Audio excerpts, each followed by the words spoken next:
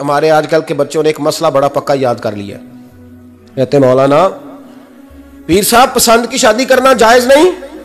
میں کہتا ہوں صاحب اور بھی بڑی چیزیں جائز ہیں، صرف ایک ہی شے جائز رہ گئی ہے۔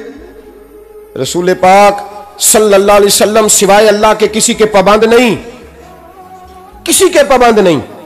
اور جناب سیدہ خدیجہ الکبریٰ رضی اللہ تعالیٰ عنہ نے پیغام نکاح دیا، یا رسول اللہ میں شادی کرنا چاہتی ہوں، حضور کسی کے پابند نہیں۔ اور میرے محبوب نے فرمایا میرا چچا میرے والد کی جگہ ہے، میں اپنے چاچا سے پوچھ کے تمہیں جواب دوں گا۔ یہ ہے پسند کی شادی جو میرے نبی نے بیان فرمائی ہے۔ تو سارا کچھ کراس کر کر کے گزر جاتا ہے، یہاں تو حال یہ ہے کہ پالنے والا کوئی اور سائے میں بیٹھنے والا، باغ تیرے دی کر کر راکھی میں ساری عمر گزاری، جدوں اے پھل پکن تے آیا تے لے گئے ہور بپاری۔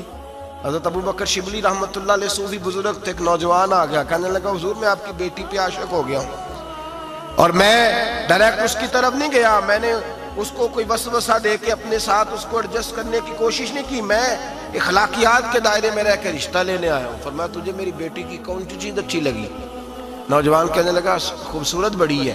آپ نے فرمایا ٹھیک ہے، تو 1 مہینے کے بعد آنا، میں تیرا رشتہ کر دوں گا۔ حضرت نے اس کو دوائی کھلائی، بچی کو دست آنے لگے، پخانے لگ گئے۔ 1 مہینہ سارا وہ پخانے کرتی رہی، وہ جو پخانہ کرتی تو ایک مٹکے میں گھڑے میں سنبھال دیتے۔ 1 مہینے کے بعد وہ نوجوان آیا، اس نے دیکھا کہ اس کی آنکھوں کے نیچے سیاہیاں پڑ گئی، رنگ بدل گیا ہے، کمزور ہو گئی، یہ ہاتھ کانپتے، ہڈیوں کا گٹھا بن کے لگی ہوئی ہے۔ فرمایا آجا میں تیار ہوں۔ پردہ ہٹایا کہ جی میری بیٹی ہے شادی کرنے لگا، میں نے تو نہیں اس سے شادی کرنی۔ کہا تو کہتا تھا عشق ہو گیا ہے، پیار ہو گیا ہے۔ تو اس نے کہا صاحب میں تو اس کی خوبصورتی سے پیار کرتا تھا۔ تو آپ نے فرمایا اگر شادی کے بعد میری بیٹی بیمار ہو جاتی، اگر نکاح کے بعد اس کے حالات بگڑ جاتے تو کیا کرتا؟ آپ نے فرمایا ادھر آ میں تجھے بتاؤں تجھے پیار کس چیز کے ساتھ تھا۔ اس کا بازو پکڑا اور گند والے مٹکے پہ لے گئے، فرمایا تو اس گند سے پیار کرتا، یہ ہے تیری محبت۔ میرے نبی پاک صلی اللہ علیہ وسلم نے گھر ٹوٹنے سے بچانے کا نسخہ پہلے یہ بتایا، فرمایا خالی دولت دیکھ کے شادی نہ کرنا، دولت متکبر بنا دے گی، اور خالی حسن دیکھ کے شادی نہ کرنا، حسن آدمی کو سرکش بنا دیتا ہے۔ حضور کیا دیکھیں؟ فرمایا دین دیکھ کے شادی کرنا، اللہ تمہارے لیے برکت پیدا فرما دے گا۔ دین دیکھ کے نکاح کرو، دین دیکھ کے نکاح کرو۔